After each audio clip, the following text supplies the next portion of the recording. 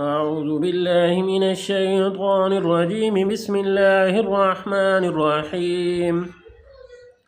يا أيها الرسول لا يحزنك الذين يسارعون في الكفر من الذين قالوا آمنا بأفواههم ولم تؤمن قلوبهم ومن الذين هادوا سماعون للكذب سماعون لقوم آخرين لم يأتوك يحرفون الكلم من بعد مواضعه يقولون إن أوتيتم هذا فخذوه وإن لم تؤتوه فاحذروه ومن يرد الله فتنته فلن تملك له من الله شيئا أولئك الذين لم يرد الله أن يطهر قلوبهم لهم في الدنيا خزي ولهم في الآخرة عذاب عظيم.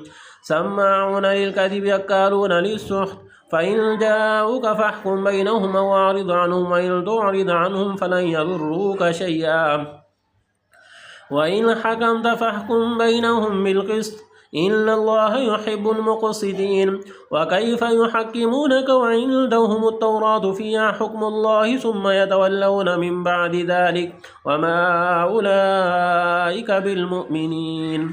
صدق الله العظيم.